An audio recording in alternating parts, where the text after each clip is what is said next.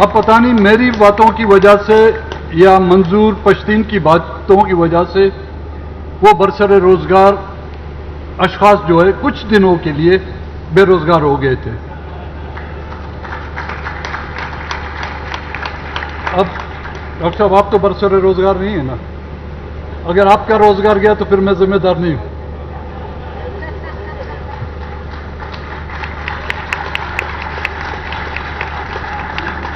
احتیاط سے جملوں اور الفاظوں کا چناؤ کرنا پڑے گا، کیونکہ خدا نہ خواستہ اس ملک میں نہ ماشاء اللہ ہے نہ ہی ننگی آمریت ہے، مگر سبز ہلالی پرچم میں لپٹی ہوئی، آئین کے اوراق میں لپٹی ہوئی باپردہ آمریت و باپردہ ماشاء اللہ تو ہے.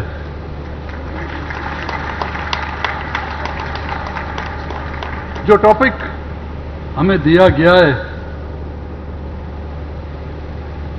وہ dialogue with the nationalist party, بہت ہی پرانا یہ موضوع ہے. ہر دور حکومت میں اس پر بحث بھی کی جاتی ہے اور نتیجہ اس کا جو ہے 0/0 نکلتا ہے. بات چیت کی اہمیت اور افادیت کو کوئی سمجھتا نہیں. 75 سال ہو گئے ہیں، ابھی تک یہ طے نہیں کیا گیا کہ اس سے بات کرنی ہے اور بات کرنے والے ہوں گے کون. جب بات قوم پرست یا نیشنلسٹ کی آتی ہے تو سوال یہ پیدا ہوتا ہے کہ نیشنلسٹ بلوچ نیشنلسٹ، بلوچستان سے تعلق رکھنے والے قوم پرست. لیکن اگر دیکھا جائے آج پاکستان کی تمام پولیٹیکل پارٹیاں وہ قوم پرست ہیں. پاکستان مسلم لیگ نون، کوئی کہتا ہے وہ وفاقی پارٹی، میں اس سے اتفاق نہیں کر سکتا. جاگ پنجابی جاگ کا نعرہ لگانے والی پنجاب کی نیشنلسٹ پارٹی پاکستان مسلم لیگ ہے.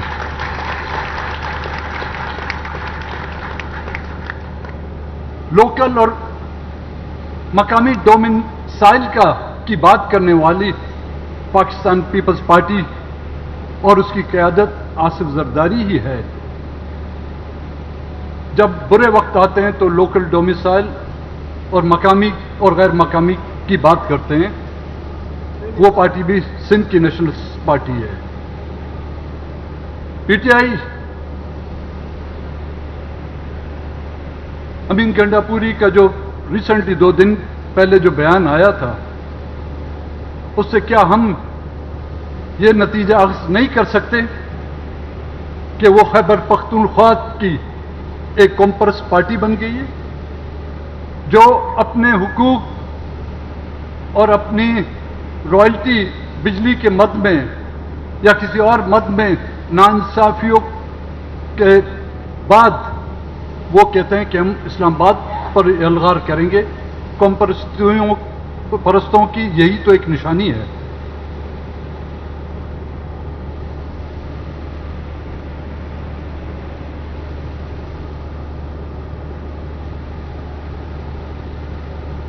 ان قوم پرستوں سے بات ہوئی بھی ہے، ہو بھی سکتی ہے، اور کبھی امکان ہے کہ آئندہ آنے والے دنوں میں ان سے بات چیت ہوگی، چاہے ان پہ لگے ہوئے الزام غلط ہوں یا صحیح ہوں. این آر او کے تحت بلڈ رپورٹس کو جو ہے تبدیل کر ان کو فیسلیٹ کیا جائے گا. شراب کی بوتلوں میں شہد تبدیل کر ان کو ریلیف دیا جا سکتا ہے. 12 مئی کے واقعات کو اگر نظر انداز کیا جا سکتا ہے تو انشاءاللہ تعالی 9 مئی کے واقعات کو بھی نظر انداز کیا جائے گا.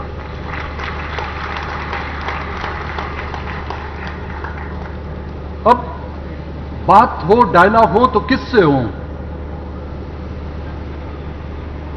انگلش میں کہتے ہیں ہو ول بیل دا کیٹ، بلی کے گلے میں گھنٹی کون باندھے گا؟ پہلے تو یہ ڈیسائیڈ کریں ہو از دا کیٹ.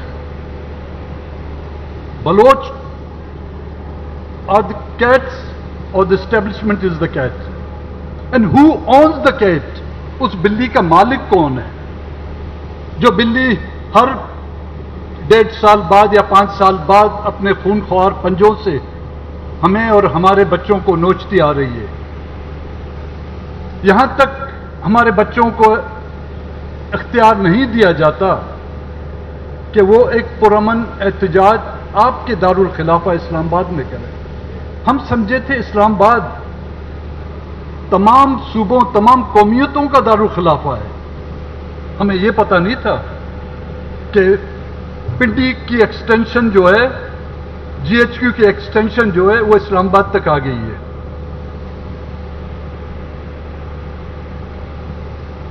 منتخب حکومتیں ہم نے کئی منتخب حکومتیں دیکھی ہیں, وزراء اعظم بھی ہم نے دیکھے ہیں. جب ملک کا وزیر اعظم خود عوامی اجتماع میں یہ بات کہتے ہوئے نہیں تھکتا, جب ہم مسنگ پرسنز کا مطالبہ ان سے کرتے ہیں, کہتے ہیں جی ہم بااختیار لوگوں سے بات کر کے آپ کو جواب دیں گے. تو بااختیار کون ہوا؟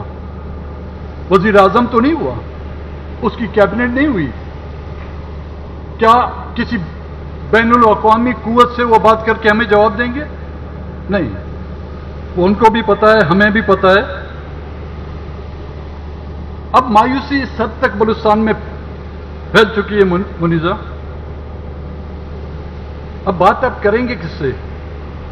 ایک وہ کمپرس جو پاکستان کے آئین کے دائرے میں رہ کر سیاست کر رہے ہیں, ان کے لیے تو آپ کوئی جگہ ہی نہیں چھوڑ رہے. ان کا حال ان گزشتہ 15-20 سالوں میں جو الیکشن ہوئے ہیں, یہ ڈاکٹر مالک صاحب بیٹھے ہیں, یہ ہم بیٹھے ہیں, اس کی زندہ مثال ہیں. دوسرے وہ ہیں جو مایوسی کی اس انتہا تک ابھی پہنچنے والے ہیں. میرے جیسے لوگ, میں ثنا بلوچ کی بات نہیں کرتا, نوجوان ہے, اس میں شاید اس میں ابھی تک وہ جذبہ ہے. میں حقیقتاً نا امید ہو چکا ہوں پاکستان کی پارلیمنٹ سے, پاکستان کی جوڈیشری سے, پاکستان کی پولیٹیکل پارٹیوں سے. اور یہ نا امیدی بلا وجہ نہیں. اس نا امیدی تک ہمیں پہنچانے والے یہی ہیں, چاہے وہ اسٹیبلشمنٹ ہے کا نام دیا جائے, چاہے یہاں کی پولیٹیکل پارٹیاں ہیں, یہاں کی جوڈیشری ہے, اور کچھ وہ لوگ ہیں جنہوں نے بالکل پاکستان کی آئین کو ماننے کے لیے تیار نہیں. انہوں نے ملیٹنسی کا سہارا لے کر وہ اپنی ایک جدوجہد کریں, چاہے وہ غلط ہیں صحیح ہیں, یہ ان کا پوائنٹ آف ویو ہے, یہ ان کا نظریہ ہے. نہ ان کو یہ حق پہنچتا ہے کہ ہمارے نظریے سے اختلاف رکھیں, نہ ہی ہمیں ان کے نظریے سے اختلاف رکھنے کا حق ہے.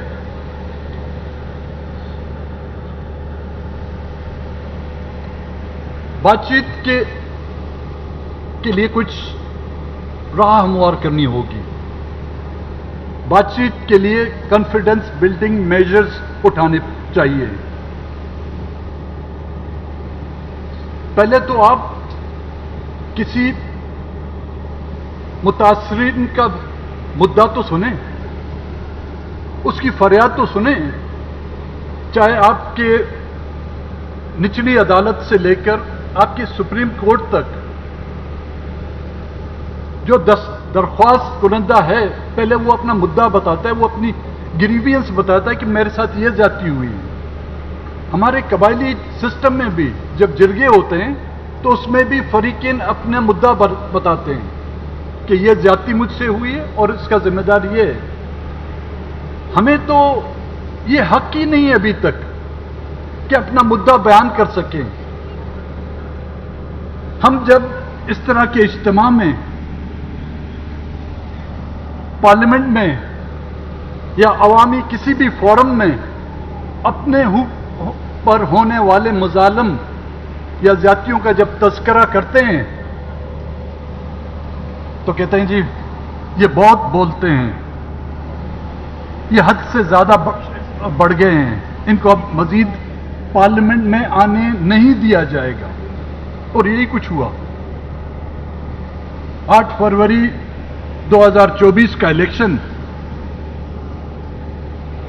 ہم نے کہیں غزہ ہند یا غزہ بدر کا نعرہ نہیں لگایا تھا بھائی، نہ ہی ہم نے فلسطین یا کشمیر کی آزادی کا نعرہ لگایا تھا۔ سزا اس لیے دی گئی اور الیکشن سے پہلے ہی ہمیں پتہ چل جائے تھا، اور یہ رومرز تھے کہ اس وقت آنے والے الیکشن میں بلوچستان نیشنل پارٹی کو مشکل سے 1 سیٹ دی جائے گی۔